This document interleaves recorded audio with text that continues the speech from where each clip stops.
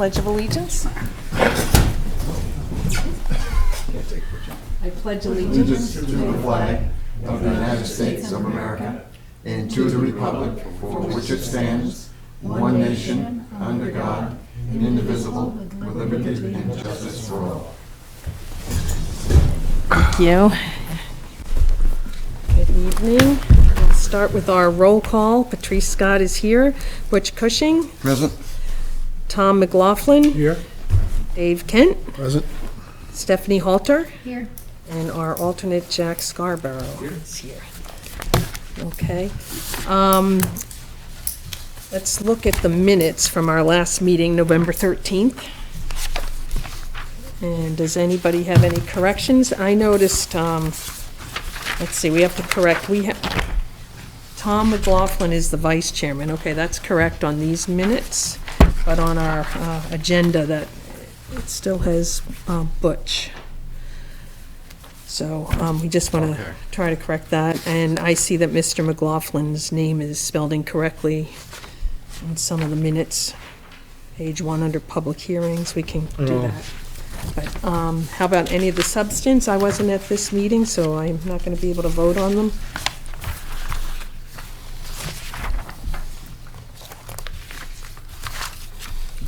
That looks good to me. Make a motion to approve the minutes. I'll second. Dave, second. All in favor? Aye. Okay. Abstain. Okay. Approved. Right. So let's look at our public hearings. We have case number 208-097 SE01-0819. A request by BICO LLC for a special exception from Article 3, Section 304, Table of Uses, Residential, to allow a fourth dwelling unit within an existing three-family dwelling. Special exception use in the agricultural zone. So I would ask, is the applicant here? Hello. Would you please? Would you like them here or here? Or Wherever you're comfortable, sir. No, whatever you'd like. Thank you. The TV folks just want to be able to speak into a microphone. Okay, fine. There you go. My wife says that I speak loudly enough so that in most cases she'd prefer that I not have a microphone. Okay. My name is Harry Blackie. Along with my brother Dale, we own the property in question, which is located on Crescent Street off of Fairgrounds Road, across the street from the cemetery, just about if that's enough of a location. And I brought, because we didn't include this with our package, but I brought some photographs of the exterior. Thank you. I think I've got, You're good, you're good. Thank you, Harry. you know what it looks like. Here, can I have one? I used to live down that way, so I know. Did you? Yeah. So this piece of property is near and dear to my heart and my brother's because, and particularly the apartment in question, because my great-grandmother lived in that apartment, my great-aunt lived in that apartment, my parents lived in that apartment, so it's been in the family for 4 generations, and I played there more years ago than I would admit to anybody. So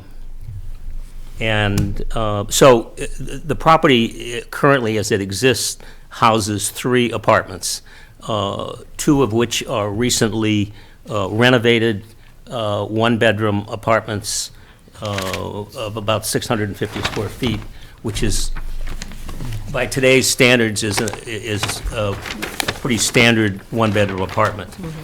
The third apartment is a 1,300 square foot apartment, 2-bedroom apartment, and it's that space.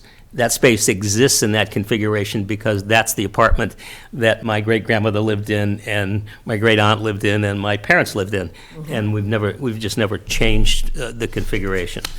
So the proposal is to take that 2-bedroom apartment, that 1,300 square foot apartment, and to subdivide it into 2 650 square foot 1-bedroom apartments, which would make each of those substantially the same size as the other two, which we have recently renovated. And one of the reasons that we want to do that, the one-bedroom apartments have been extremely popular for couples and for singles. The two-bedroom apartment is so large that in order to renovate it and bring it up to the standard that we've done for the other two apartments, the cost, because of its size, is more than we can justify based on the additional rent that we can get for the two-bedroom apartments. So that's really what we're trying to do. And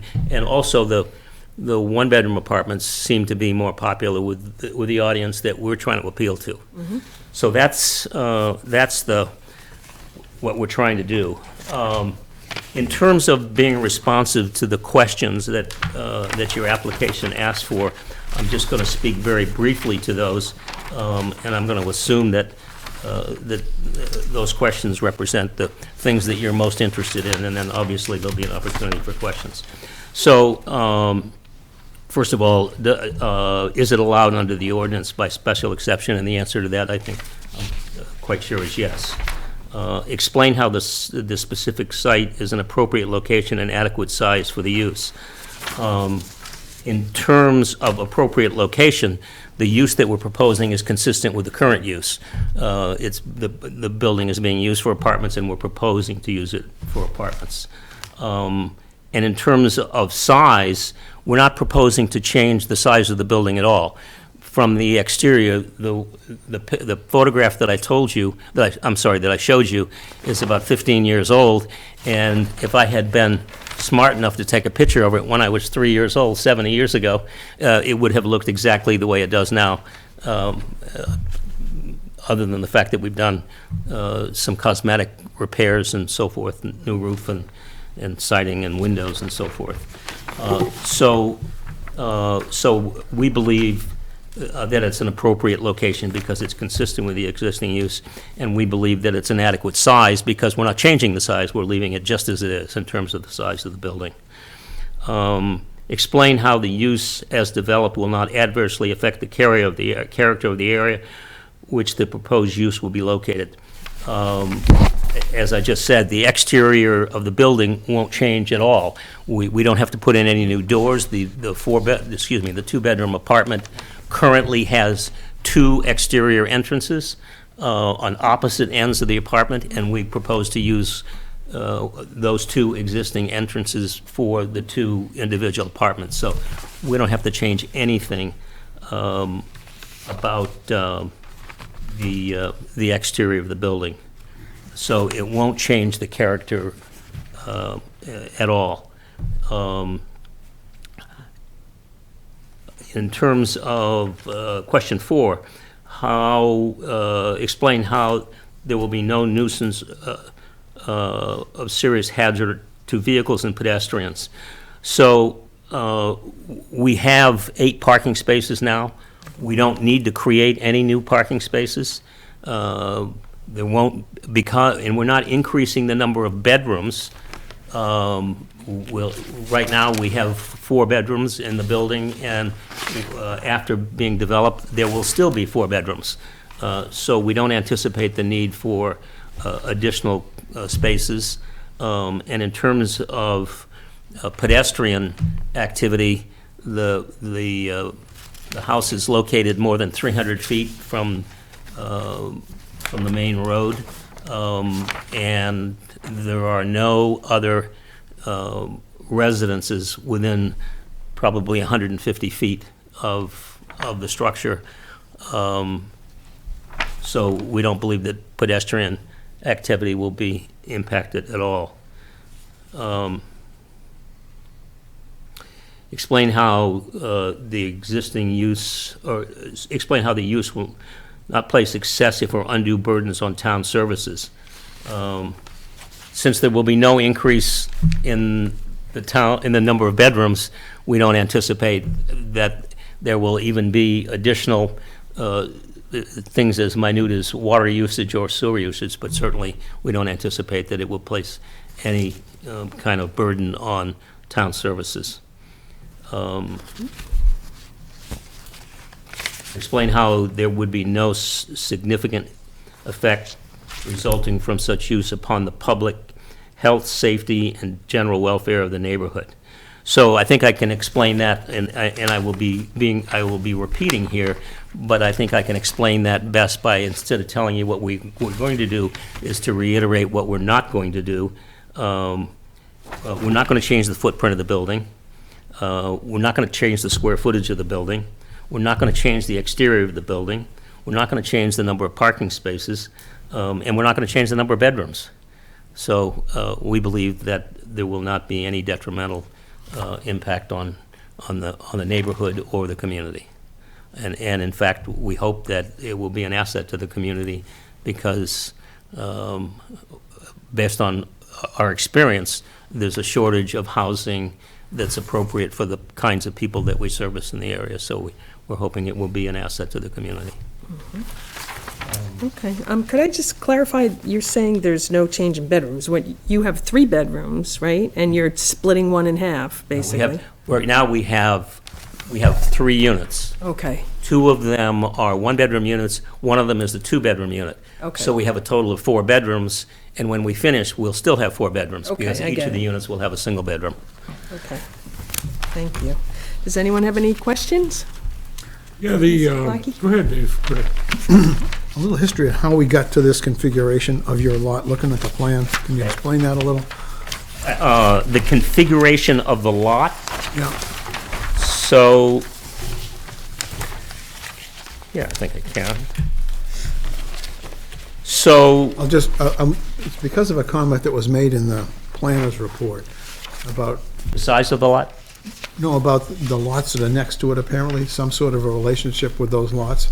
Okay, so, yeah, in 2005, the planning board and the ZBA approved the larger piece of land, which consists of about 100 acres, as a cluster development. And so the lots immediately surrounding it are all part of that. And this lot resides somewhere in the middle of that. And it was designed, the area of the lot is larger than any of the other lots. See that? And because it was anticipated that it would be a multifamily structure. And the intent is that that house will reside there when the property is developed as kind of the centerpiece. I mean, as I said, it's a piece of history in our family, and it's important to us to maintain that. And so we intentionally saved it right there. As you come down Crescent Street, it's dead in front of you and very visible. So I don't know if that answers your question, but. All right, okay. I'll have some more, but Yep. go ahead, someone. Tom, you go. Tom? So, Harry, you talk about the community, effect on the community, and yet we haven't seen this community develop. I mean, do you have like 40 quarter-acre lots all around this area? We Is that the way that is? This shows these .27, .25, .26. The Are answer these is yes. all existing and ready to go? Yes. They are. And so now you want to go from 3 to 4 in the farmhouse, and you have less than the amount of required, I saw your formula at the end here. I mean, it's a great looking plan. I think it would look fine, but it's just,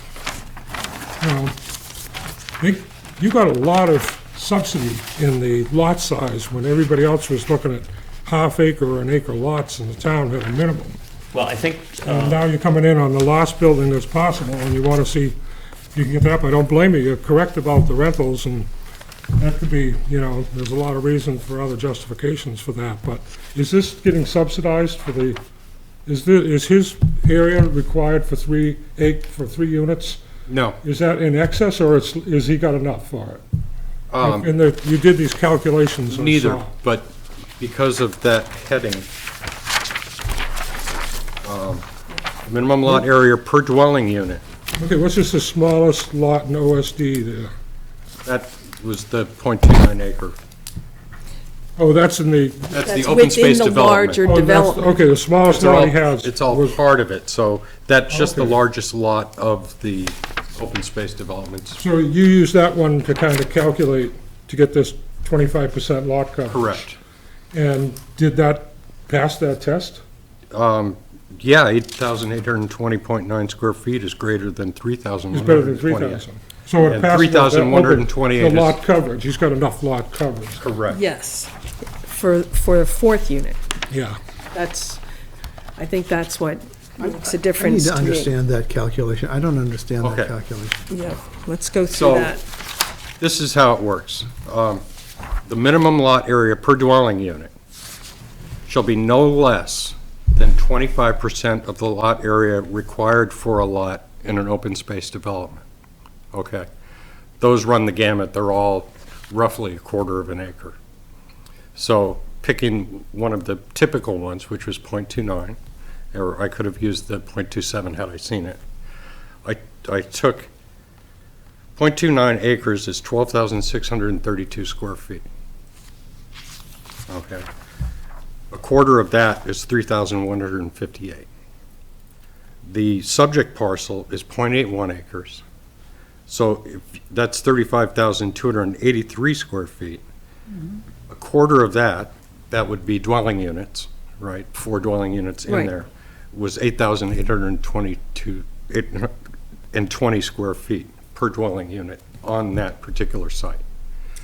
So, that being the case, and we know there's only 3 there, then that would be the minimum size required for the dwelling unit, Comparing it to the open space to that's the been open approved. space Right. development. And is It's been this, approved for that, Right, that it's been approved for that area? development, yes. Absolutely. Yeah, so that's the Okay. planning board approved that already. That, the first thing I had a question about when I read through everything was simply whether it was our job to make this decision or the planning board's, because it's within the context of the open development. But after reading through all of the cluster development part of the zoning ordinance, that's already been done, and what Brian did was take the acreage from there and try to show it to us that, because we understand in an open space development, the planning board is able to be more lenient and flexible in, so they can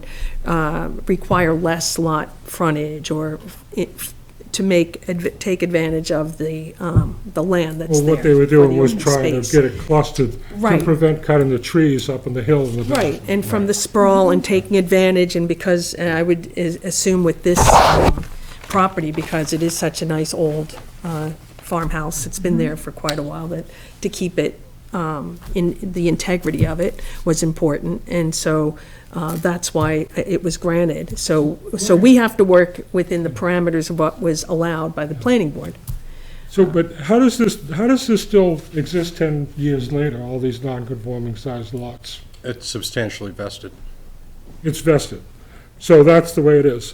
Well, you know, here again, I think he's got a good-looking idea. I know Dale does great work. I wish they'd start building out there, but I don't think anybody really knows what that community is yet. And this could be, this guy is one smart developer, and he's up from Connecticut, right? This is your second You know, address. it's an interesting thing about my brother and I. I'm from New Hampshire, and he's from Connecticut, and he now lives in Massachusetts. I mean, he now lives in New Hampshire, and I live in Massachusetts, so, but I'm the New Hampshire person, he's the, I know you really got something with this development here. You also had condos placed up on the hills up and back there, too. And it was great. And then all of a sudden, Hanaway comes in down the line, which I can understand that sentiment, since it happened to me, too. And we've got, 30 units of housing down there. So what you see is not necessarily what you've got. And well, it's what you've got with, unless somebody gets something else approved. And we've obviously been involved with this for a long time, and we don't have any designs to do anything other than what's proposed. is there like tax maps, tax lots? That is an Yes. excerpt They're all from the tax individually map. assessed? Yes, they are. Are they in common use, or are they in, what do you call it, current use? They are in current use. They're all in current use? Yes. Because of the backlands there, Harry. Well, they're in current, Quarter acre lots, and they're all in well, but current use. they're undeveloped lots. Right, you say that they're liquid, you could sell me this lot number 19. If I did, that we would have to take it out The of current use. That quarter And acre. we'd also have to, I think the requirement is, I've forgotten exactly, but I think in order to maintain current use, you've got to have a certain amount of area. So, Right. I can't remember whether it's 10 acres? 10 acres. Yeah, so if we sell a lot, and if it divides the entire parcel into two pieces and one of them is less than 10 acres, Right. then we've got to take, you know, Yeah, the whole that thing whole out. part out of current use. Okay, let's bring, I think Dave has a question. Brian, if a person had a 35,268 square foot lot, could they put 4 units on it? How could they? Four Could they? apartments? Not in the, out here, Right there. but there they could, according to that. If it's in a cluster Yeah, development. if it's within the clustered development, Okay. Why did you choose the acreage that you did to do the math formula? The .29, just a cursory glance, well, not cursory, but I looked through all the properties on the tax map, shows that. I see I was in error by not taking the .27. There's a .23 as well. Okay, but, I And mean, has we the, could- has the density for a cluster development changed that calculation at all as to today's rules? I'm not sure I understand your question. no, Dave, I think I can, when the planning board approves the cluster development, they're the ones who make the calculation as far as how much developable land there is. I understand. And they take out all the wetlands and anything else. And they're the ones who decide what that configuration is, what the minimum lot size And the is. variance wasn't required for this? No. No, well, I mean, Well, a there was no cluster variance development. required. Yeah. But, and I brought a copy of it with me tonight. The ZBA had to approve what they had to approve is, because the planning board had the authority to approve a cluster development, but the ZBA was the entity that had the authority to allow more than 2 dwelling units on a lot.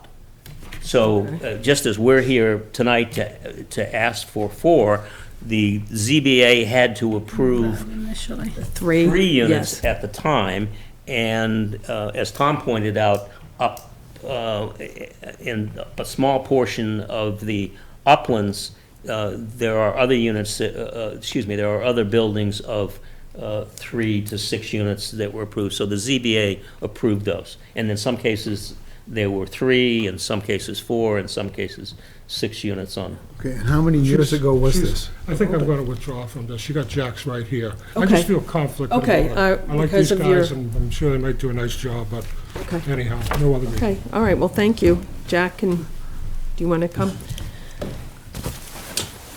How many years ago was this? The approval was in 2005. Yeah, so, Is there an I wasn't here, but I would assume that was by special exception also, because, It was exactly the same yeah, process it was as a it is special now. exception to Exactly. allow 3 to 6 units on Say one 3 to parcel. 6, Yeah. And when was the last time there was substantial building on here? The, you mean on this, On this development? It's the 2 houses at the end. yeah, there have been 2 homes built there, and then we've done some work on, we created a 3rd unit in the building. And when did that occur? I think within the last year. Is that what you remember, Brian? Yes, working under the old, The building permit Special exception. for the unit that we, in fact, within the last 6 months, I would say. yes. Thank you. Okay.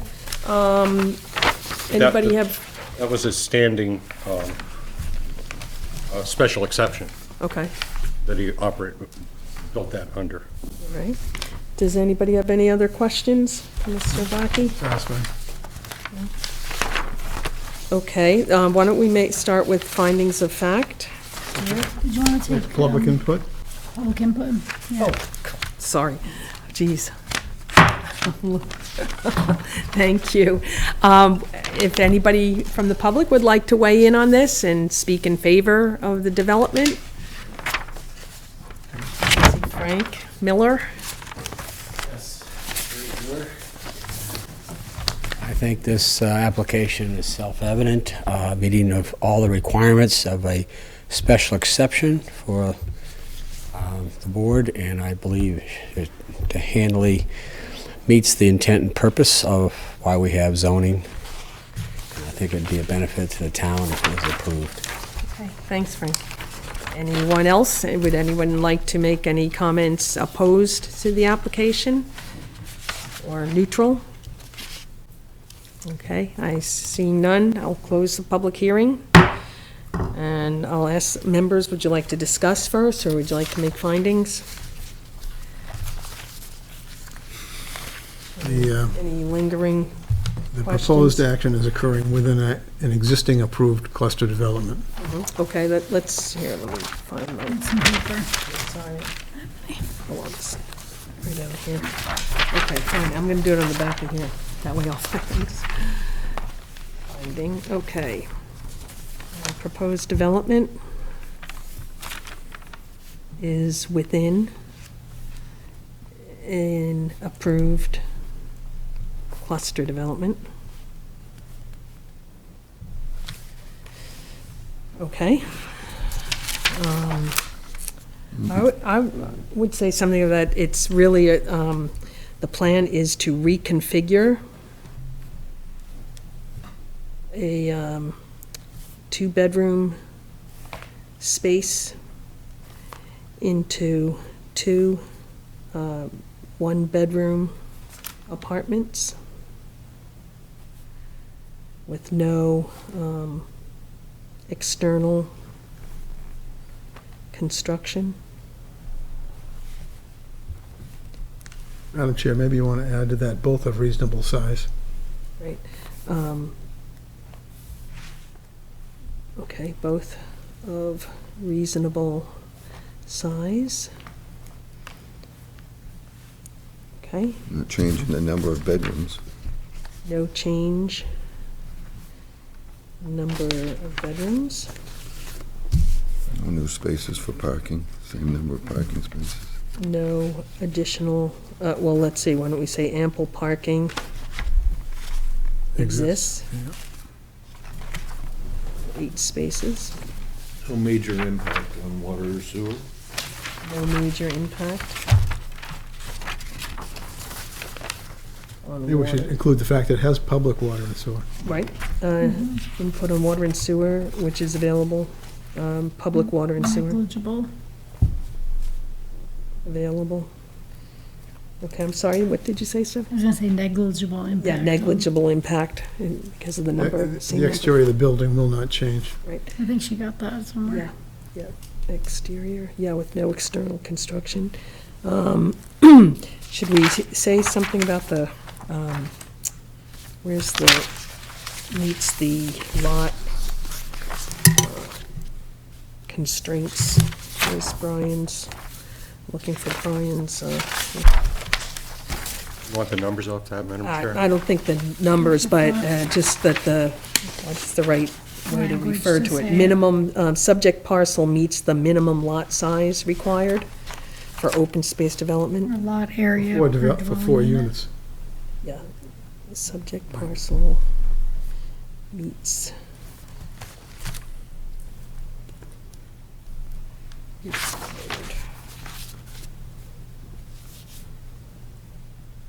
Open space I development, think the okay, proponent made the Anything else? statement that there's a demand for one-bedroom units. yes, how about applicant notes demand for one-bedroom apartments? Did anybody think that switching to the 4th apartment would affect the amount of traffic that goes on that road? Yeah, I didn't think of that, just because it's the same number of bedrooms, whether it's, I mean, potentially could be another 2 other drivers, or, Could be. yeah, could be.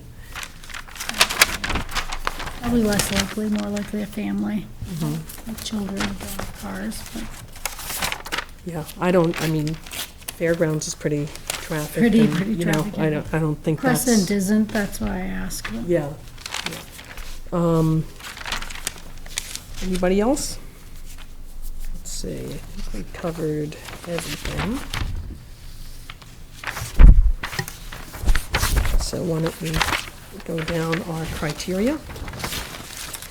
Number 1, the proposed use shall be only those allowed in this ordinance by special exception. I'll start with Jack. Agree. Okay, True. Drew? True. True. Okay. And I would note that it's Article 3, Section 304, Table of Uses, allows this special exception for 3 to 4 or 3 to 6 units. Number 2, the specific site is an appropriate location and of adequate size for the use. Jack? True. True? True. True. Okay. Number 3, the use as developed will not adversely affect the character of the area in which the proposed use will be located. True. I say true. True. True. Okay, and we can note the no change in number of bedrooms within a cluster development. Number 4, there will be no nuisance or serious hazard to vehicles or pedestrians. True. I think that's true. True. True. Okay, and it's a fully residential area. 5, the use will not place excessive or undue burden on town services and facilities. True. True. True? True. True. I believe that's, and there would be no significant effect resulting from such use upon the public health, safety, and general welfare of the neighborhood in which the use would be located. True. True? True. I would just like to say to them, I would have voted not true, but it's not my call, because the planning board said it's okay. Right. I think these are substandard lots in terms of size, but it's not our judgment to make that, and therefore I'll say true. Okay. All right, I agree. It's within a cluster development, and, but what's proposed right before us within the one lot, I think is reasonable. So, okay, well, I would entertain a motion. Go ahead, Jack.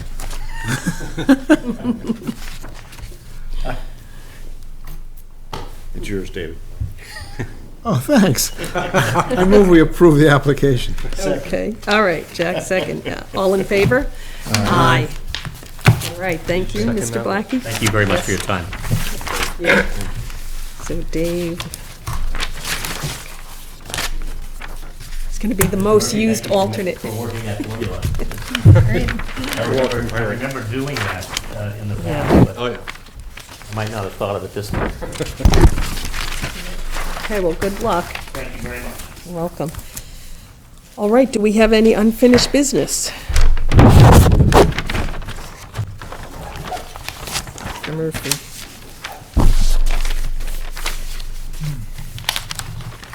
I think just for the record, Brian, could you explain to us what's happening with the drip edge on the front of that building? Okay, they had just put up the trim the past few days. They will be putting a gutter that runs from the northernmost edge all the way along the front. They'll wrap the downspout around the back, bring it down, probably go subsurface because they're going to have to repave all through that area anyway. At the edge of Railroad Street, currently there's a bunch of 5-inch minus stone, drainage stone, and it'll exit into there. So it'll pick up what it... Did they discuss freezing in the winter?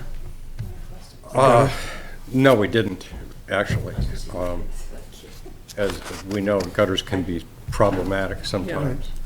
I know, I That got would be a- plaster in my house that fell down 20 years ago. And I put a metal roof on. Yeah. So I will bring it to their attention. They've been good with maintenance there. You guys satisfied with what's happening? Yeah, I mean, it's a big shock visually for everybody, Yeah, but they're going according to everything that they asked for and were granted. They haven't strayed a whit at that Thank you. point. Okay, good. So, do we have any new business? Mr. I just wanted to talk to you about some of the amendments that are being proposed. Okay, Those will be at public hearing on the 17th. okay, One is to eliminate the special exception for multiple commercial structures in commercial zones.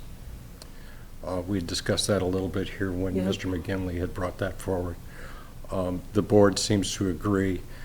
It'll be, require less area in the lands. I mean, because the interior setbacks won't have to be followed, so they won't be 60 feet apart. It'll be, and it would all be subject to the fire department oversight as far as safe lanes of travel and and things like site that. plan Will this allow approval? the- And site plan review, of course. What'll it allow that wasn't allowed before? What wasn't allowed before? Right. Well, two main structures on a lot were required a special exception. And it just seemed, I firmly believe that that came out of residential building and not out of, given the nature of Plymouth, not out of the commercial sector. Many have done it, and probably, writ small, like the strip malls that we have out there. The idea is the same there, where you can have a number of businesses not necessarily related. They all share the infrastructure. And that would be true also with larger parcels, specifically Tenny Mountain Highway, would reduce the number of curb cuts, and that makes DOT happy. The application we had a few months ago, is that? Correct. That would approve that, okay, Yes, and they had two, that we did approve the one right. for the Market Basket site. The one across the street, because we were delivered different information than what was proposed, they pulled that. That would be approvable under this change? Yes, absolutely, absolutely. It all defaults to standard building practices and highway design and things of that nature. Are there setback requirements still in hold? Pardon me? Do setback requirements still exist? Yes, it doesn't affect those, only in the interior of the lot. Since we're not dealing with the property line that divides it, then that 60 feet is movable, that they would be required to be set back. Like, what if they have two buildings? Is there a distance they have to be apart? That would be up to the fire department. They need safe lanes of travel to get and access stuff, depending on configuration on the lot. Conceivably, they could build closer together that would have the required fire separation for the heat and still have access around the outsides of the building. But the idea being that to remove the zoning strictures on the interior sides of it and let that divert to the people that, actually administer that for whatever reasons. They're usually harder than the zoning. Certainly, there's variances at building code too, but they don't come up that often. And basically, it would allow site development to occur once. If you had two clients that were going to be sharing your lot, very much like the liquor store and the Market Basket site, where there was an obvious building pad that had carried some other political things, that was made it essentially unsubdividable at that point, even though the client wished to retain a ground lease, as did the state of New Hampshire for the liquor store. They didn't buy the soil underneath. So that'll remain in the hands of the developer. And it's still linked to the other acreage in that site. Thank you. Welcome. Okay, so that's the main, That was one. The other would be to change the front setback requirements in residential buildings, specifically targeting the downtown area, which is the older developed portion of the town. Many of those properties had been built prior to zoning, and they don't often fit. right, So it sometimes the logical place to add on to your home would be towards the front. And it's a variance requirement at this point to cross that boundary line, even though the front part of your house is already encroaching in it. So we would look to make that a special exception use to hold to the existing plane of the building for construction in that area. But any encroachment further than that would still require a variance. So essentially, it would be declaring amnesty on all the build-out portions of the town if they were encroaching into the setback, the 30-foot setback requirement. Say if it was, built at 25 feet, in order to legally build now without visiting you folks, they would have to push part of the building back to pick up that 5 feet, whereas this way, they stay with the established plane of encroachment. And the sides aren't changed, the rears aren't changed. It's just that the encroachment would be recognized as a particular legal setback on that particular lot. Of course, they're all going to vary a little bit going up and down the line, but we haven't seen a lot of these come through here. But it might be that it's a daunting task, given the hardship requirement for a variance, that it's not even worth pursuing for a lot of people, because the hardship is, my house was built in 1950, it's kind of hard to claim a hardship against the state, if you understand what I'm saying. And given that it was overlaid so much later than that, I think it would only be fair to those property owners who lived in those properties to be able to develop their land in the manner they see fit without something that's really undue requirement. I understand where the variance request comes in, and it would also stand at this point for new construction. That 30-foot setback is the 30-foot setback. We're just recognizing ahead of time that some people were put at odds by the zoning ordinance when it was written, just by the geometry of their property. So What happens if a building is destroyed? Can it go back on the old footprint? if they do it within a year now, yes. There is that. So that there are other strictures that would come into play, in a case like you're talking about, abandonment or destruction by fire. Whereas if it was just, you wanted to kick out your dining room 4 feet to match up with the entry to your building, and you can't. And if you do it in the back, you got to move your whole kitchen all the way to the back.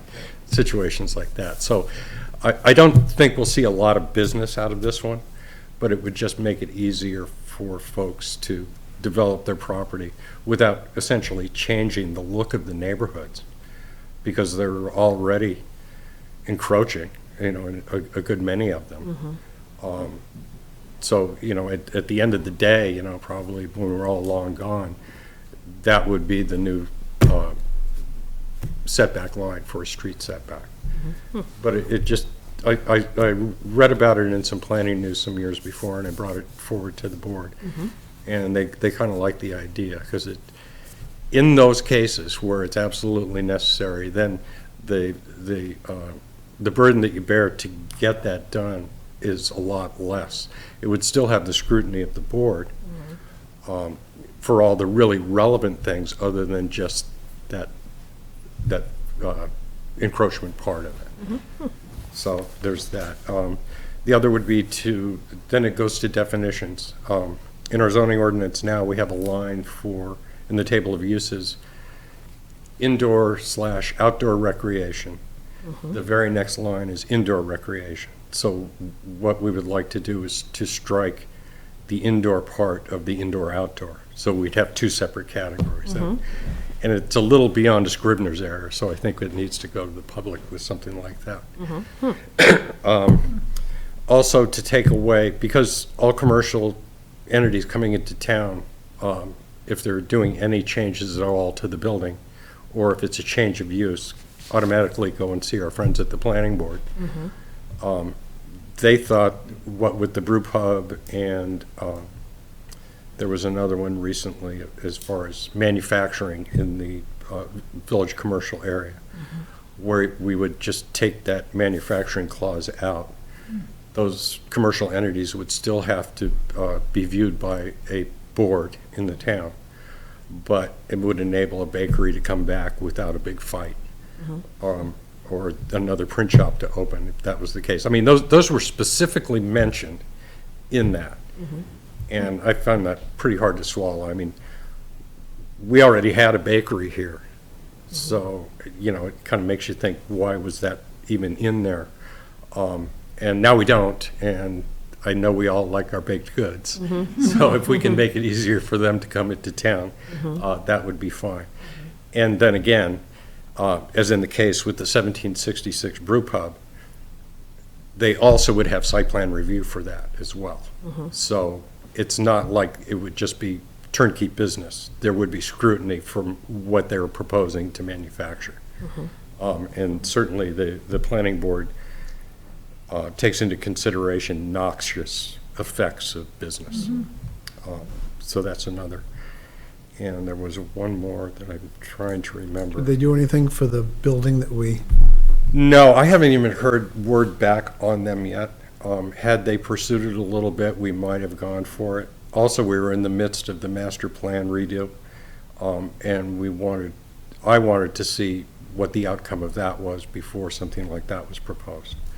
Because it's a marginal fit, even under the past one and this one, to do that. And of course, you know, it would take, I mean, the guy had 5 variances and a special exception for that, which, I don't know about you, but that raises a red that's flag less for than me. marginal. Yes, yes. So seeing that they didn't come back and that there had been no other moves on any private sector individuals to do something like that, we just let it slide. So that may come back if there's a move afoot and mutterings in town about not somebody proposing this, but we all recognize that an elder community would be a great fit for the town of Plymouth. In a lot of cases, you know, you can either have them based on a ranch house model where it's single floor living, or put them in a high rise where still you have essentially ground floor living, no steps within there. And that all goes, the viability of the project would probably push it more towards a high rise or a higher density just because of the cost per square foot. So there's nothing current now. I did have a conversation with a fellow today, and I thought, you know, that's probably where that would come out of that sector if it ever came back. But as I said, there are no plans or even suggestions that something like that will be happening at this point. Okay, well, thank you, and thank you for the legislative calendar handout. Did anything happen relative to the Armory lot? Nothing at this point. I think they're still in conversations with the state. I know that they were supposed to have had it paved months ago. That came to kind of a grinding halt. The town of Plymouth has shown interest to the state in that property. And they've also shown interest in the property that the state acquired by the traffic circle as far as a swap with lands over by the airport, which it would seem to me that that suits the mission statement of the National Guard better than a hillside. You know, plus, I mean, face it, domestically, National Guard are disaster relief folks, and if you have a helipad and field hospital set up, that's essentially the best thing you can have. So those talks are ongoing, but at this point, we haven't heard much back from them.